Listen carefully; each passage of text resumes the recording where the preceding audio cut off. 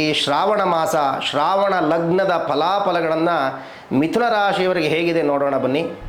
ಈ ಶ್ರಾವಣ ಲಗ್ನದಲ್ಲಿ ಬುಧ ಮತ್ತು ಗುರು ಸಿಂಹ ಮತ್ತು ಕನ್ಯಾ ರಾಶಿಯಲ್ಲಿ ಸಂಚಾರ ಮಾಡ್ತಾ ಇದ್ದಾರೆ. ಈ ತಿಂಗಳಲ್ಲಿ ನೀವು ಯಾವುದೇ ನಿರ್ಧಾರ ವೃತ್ತಿಯಲ್ಲಾಗಬಹುದು, ಕೌಟುಂಬಿಕದಲ್ಲಾಗಿರಬಹುದು, ಯಾವುದರ ವಿಚಾರದಲ್ಲಿ ಸ್ವಲ್ಪ ಜಾಗರೂಕತೆಯಾಗಿದೆ. ವಾದಗಳನ್ನು ಮಾಡಬೇಡಿ. ಕೌಟುಂಬಿಕವಾಗಿ ನಿಮ್ಮ ಆರೋಗ್ಯ ಬಗ್ಗೆ ಸ್ವಲ್ಪ ನೀವು ಜಾಗರೂಕತೆಯಿಂದ ಇರಬೇಕಾಗತ್ತೆ. ಆರೋಗ್ಯದ ಬಗ್ಗೆ ಆರ್ಥಿಕವಾಗಿ ನಿಮಗೆ ಸಬಲರಾಗಿರ್ತೀರಿ. ಈ ತಿಂಗಳಲ್ಲಿ ನಿಮಗೆ ಅಷ್ಟೊಂದು ನಿಮಗೆ ಬಾಧೆ ಮಾಡಲ್ಲ, ಆದರೆ ಸ್ವಲ್ಪ ಜಾಗರೂಕತೆಯಾಗಿರಿ.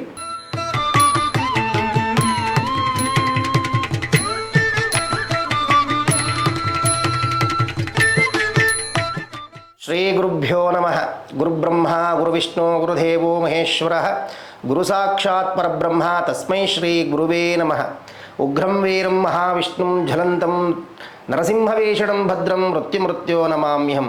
ಲಕ್ಷ್ಮೀ ನಾರಸಿಂಹಸ್ವಾಮಿಯವರಿಗೆ ನಮಸ್ಕರಿಸುತ್ತಾ ನೃಕೇಸರಿ ಅಸ್ಟ್ರೋ ಚಾನಲ್ಗೆ ಸಮಸ್ತ ವೀಕ್ಷಕರಿಗೆ ಸ್ವಾಗತವನ್ನು ಬಯಸುತ್ತಾ ಈ ಶ್ರಾವಣ ಮಾಸ ಶ್ರಾವಣ ಲಗ್ನದ ಫಲಾಫಲಗಳನ್ನು ಮಿಥುನ ರಾಶಿಯವರಿಗೆ ಹೇಗಿದೆ ನೋಡೋಣ ಬನ್ನಿ. ಈ ಶ್ರಾವಣ ಲಗ್ನದಲ್ಲಿ ಬುಧ ಮತ್ತು ಗುರು ಸಿಂಹ ಮತ್ತು ಕನ್ಯಾ ರಾಶಿಯಲ್ಲಿ ಸಂಚಾರ ಮಾಡ್ತಾ ಇದ್ದಾರೆ. ಹಾಗೆ ಈ ಗುರು ವೃಷಭ ಮತ್ತು ಮಿಥುನ ರಾಶಿಗೆ ಪ್ರಭಾವವನ್ನು ಕೂಡ ಬೀರ್ತಾ ಇದ್ದಾರೆ.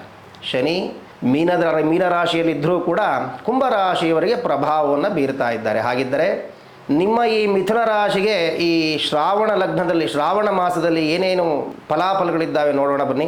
ಈ ತಿಂಗಳಲ್ಲಿ ಮಿಥುನ ರಾಶಿಯವರಿಗೆ ವಿಶೇಷವಾಗಿ ಆರ್ಥಿಕವಾಗಿ ಕೌಟುಂಬಿಕವಾಗಿ ವ್ಯವಹಾರದಲ್ಲಿ ಸ್ವಲ್ಪ ಏರುಪೇರುಗಳು ಮಿಶ್ರ ಫಲಗಳನ್ನು ನೀವು ನೋಡುವಂಥದ್ದಿದೆ.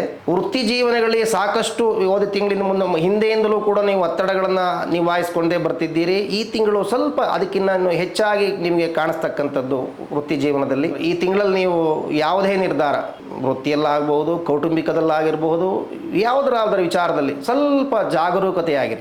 ಹಠಾತ್ ನಿರ್ಧಾರಗಳು, ನಾನೀಗ ನಾಳೆ ಏನೋ ಮಾಡಿಬಿಡ್ತೀನಿ ಆಗೋಯ್ತು ತೊಗೊಂಬಿಟ್ಟೇನೋ ವಿಚಾರಗಳನ್ನೆಲ್ಲ ಮಾಡಬೇಡಿ. ಒಂದು ಸಾರಿ ಎಲ್ಲ 2 ಸಾರಿ ಯೋಚನೆ ಮಾಡಿ ನೀವು ಕೆಲಸವನ್ನು ಮಾಡಿ. ಯಾಕೆ ಅಂತಂದರೆ ನಿಮಗೆ ಈ ಶ್ರಾವಣ ಲಗ್ನದಲ್ಲಿ ಗುರು ಮತ್ತು ಶನಿ ಪ್ರಭಾವ ಇರೋದರಿಂದ ಸ್ವಲ್ಪ ನಿಮ್ಮ ನಿರ್ಧಾರಗಳಿಂದ ಮಾತನ್ನು ಕೊಟ್ಟು ವಾಕ್ ಅಂತ ಕರಿತೀವಿ, ನಿಮ್ಮ ಮಾತು ಕೊಟ್ಟು ಸಿಗಾಕ್ಕೊಂಬೇಡಿ. ನಾನು ನಾಳೆ ಮಾಡಿಬಿಡ್ತೀನಿ ಬರ್ತೀನಿ ಅಂತ ಹೇಳ್ತಿರಲ್ಲ, ಅವೆಲ್ಲ ಮಾಡೋಕ್ಕೆ ಹೋಗಬೇಡಿ. ಈ ತಿಂಗಳು ಸ್ವಲ್ಪ 1ರಿಂದ 2 ಸಾರಿ ನೀವು ಯೋಚನೆ ಮಾಡ್ತಕ್ಕಂಥ ಯೋಚನೆಯನ್ನು ಮಾಡಿ. ಮತ್ತು ಕೌಟುಂಬಿಕವಾಗಿ ಸ್ವಲ್ಪ ಭಿನ್ನಾಭಿಪ್ರಾಯ ಇದೆ, ಆದರೂ ಕೂಡ ನೀವು ಸ್ವಲ್ಪ ತಾಳ್ಮೆಯಿಂದ ಬಗೆಹರಿಸಿದ್ರೆ ಕೌಟುಂಬಿಕವಾಗಿ ನೀವು ಜಯವನ್ನು ಸಾಧನೆ ಮಾಡಬಹುದು. ಮಾತು ಸುಮ್ಮನೆ ಅವರು ವಾದ ಅವ್ರು ಹೇಳಿದ್ರು ಅಂತ ನಾನು ಮತ್ತೆ ಅವರಿಗೆ ವಾದಗಳನ್ನು ಮಾಡ್ತಾ ಹೋದರೆ ನೀವು ಸಮಸ್ಯೆಗೆ ಸ್ವಲ್ಪ ಸಿಗಾಕ್ಕೊಂತೀರಿ. ವಾದಗಳನ್ನು ಮಾಡಬೇಡಿ. ಕೌಟುಂಬಿಕವಾಗಿ ಸ್ವಲ್ಪ ನಿಧಾನ ಮಾಡಿ. ಹೆಚ್ಚಿನ ಸಮಯವನ್ನು ನಿಮ್ಮ ಆರೋಗ್ಯ ಬಗ್ಗೆ ಸ್ವಲ್ಪ ನೀವು ಜಾಗರೂಕತೆಯಿಂದ ಇರಬೇಕಾಗತ್ತೆ. ಆರೋಗ್ಯದ ಬಗ್ಗೆ ಈ ಮಾಸದಲ್ಲಿ ನಿಮಗೆ ಆರೋಗ್ಯ ಅಷ್ಟೊಂದು ಯಶಸ್ಸಿಲ್ಲದೆ ಇರೋ ಕಾರಣ ಆರೋಗ್ಯದ ಬಗ್ಗೆ ನೀವು ಸ್ವಲ್ಪ ಜಾಗರೂಕತೆಯಾಗಿರಿ. ಒತ್ತಡಗಳನ್ನು ಕಡಿಮೆ ಮಾಡಿ ನೀವು ಕೆಲಸವನ್ನು ಮಾಡಿ. ಅತಿ ಹೆಚ್ಚು ಸ್ಟ್ರೆಸ್ ಆಗಿ ನೀವು ಕೆಲಸವನ್ನು ಮಾಡೋಕ್ಕೆ ಹೋಗಬೇಡಿ. ಈ ಮಂತಲ್ಲಿ ಸ್ವಲ್ಪ ಆರಾಮಾಗಿರಿ. ಆರ್ಥಿಕವಾಗಿ ನಿಮಗೆ ಸಬಲರಾಗಿರ್ತೀರಿ. ಈ ತಿಂಗಳಲ್ಲಿ ನಿಮಗೆ ಅಷ್ಟೊಂದು ನಿಮಗೆ ಬಾಧೆ ಮಾಡಲ್ಲ, ಆದರೆ ಸ್ವಲ್ಪ ಜಾಗರೂಕತೆಯಾಗಿರಿ.